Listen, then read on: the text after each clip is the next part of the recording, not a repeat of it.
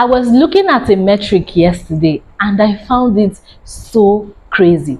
So the metric says that the chances of a business surviving after a year is 22%. That is the chances of you making it in business after your first year is 22%. And then after your fifth year, 50%. This means that a lot of businesses are crashing every day. In fact, there are more businesses crashing than the ones succeeding. In this video, I will share with you the reasons a lot of businesses have issues and end up shutting down. This is for you to take correction so that that will not be your story. Are you with me? Don't forget to like, share, and subscribe. You know I love when you do that. They think they torturing me for body. So please make that move. It is not easy for business owners. I know it's not easy for anybody, but it's not easy especially for business owners. In fact, any business owner you see, just press more money inside their hand because they are going through a lot. We are going through it, especially in this economy. And that is why you cannot allow all the nights of tears, all the pain, all the hard work that you've put inside to not come to an end because of some little mistakes. That can never be our portion.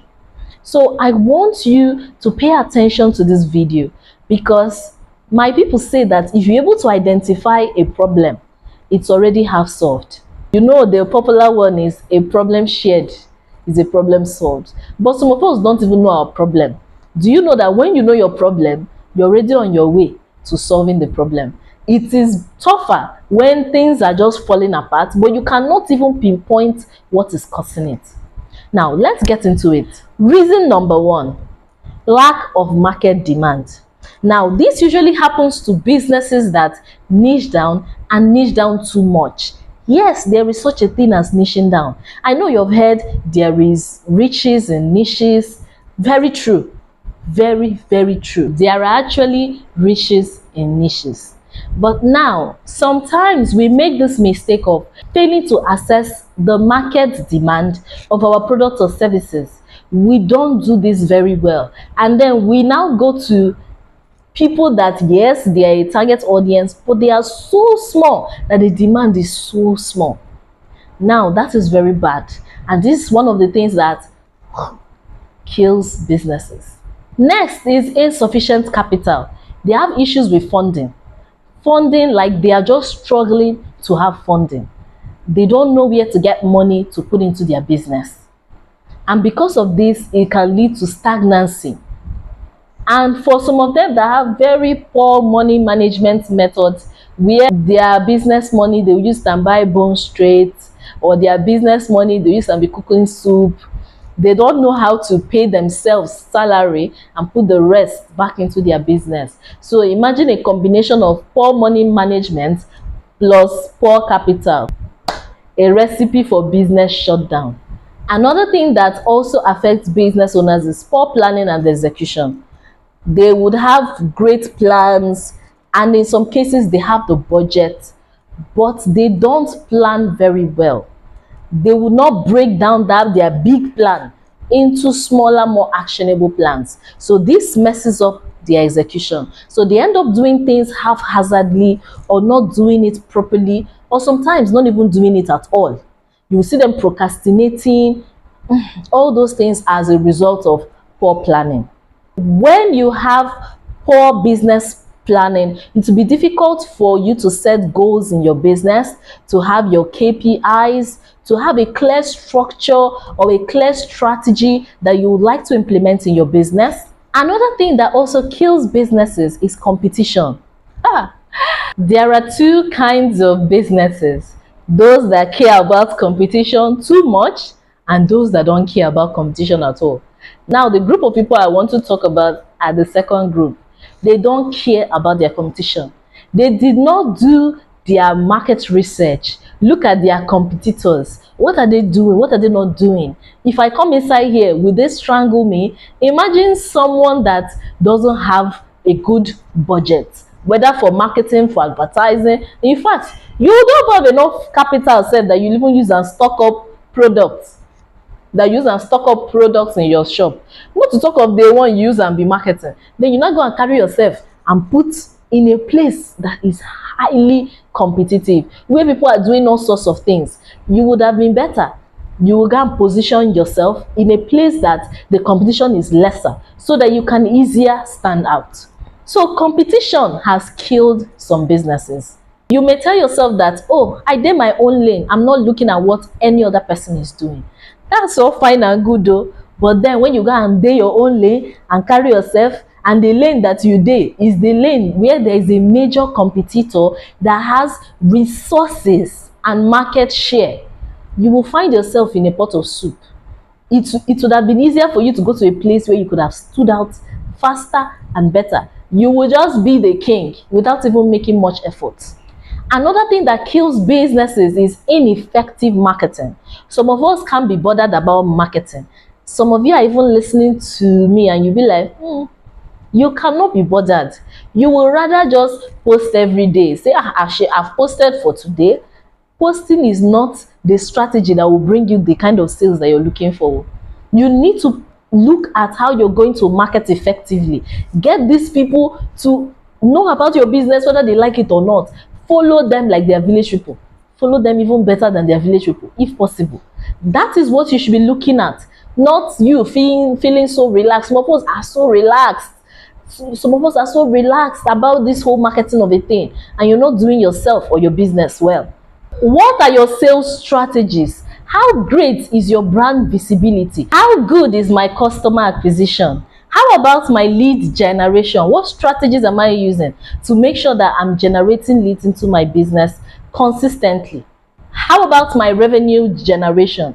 These are all questions that you should be asking yourself as a business owner, but some of us don't care.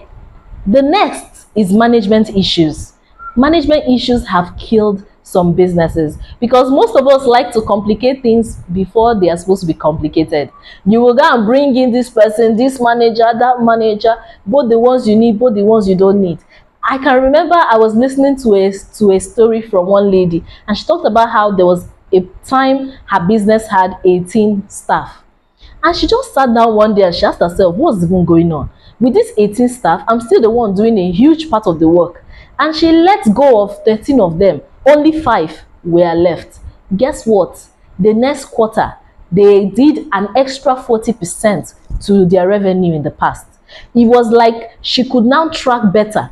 Most of those other people, they were just occupying space. Some of us need to look at our management.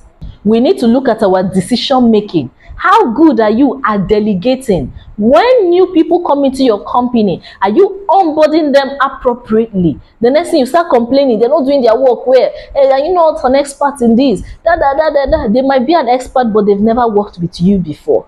So you need to onboard them. Let them see how your own company, how your own business operates. Poor management skills is one of the things that kills off businesses. Another one is failure to adapt. You know that things are ever changing. New things are coming in, old things are going away, but some of us have sworn that we will never change. That thing that we used to do 10 years ago that was working, that is what we will continue doing till we die. We don't want to adapt in any way. Don't worry, you will soon find yourself out. Have you asked yourself how Netflix was able to kill off its other competitors? Have you asked yourself how Uber was able to take over from, the regular taxi drivers? You need to innovate or die. You don't have any other option. And in some cases, it was related to law. Maybe you had legal issues. They've sued you, your business have closed. Even though this is like one of the least reasons why people actually close, but from my research I was able to find out that there's still a percentage of businesses that close down because of this. It could be that you've been owing taxes, owing annual returns, you have just been owing a lot and you just couldn't pay up, and the business don't tire you, so you just close everything one time. So that's also another reason. So please make sure that your business is law abiding, you're paying your taxes, and you're doing what you need to do. Please, I still want to see you in business by this time next year. And then, of course, sometimes it's due to personal reasons. The personal reasons, it could be burnout. Maybe they are too stressed.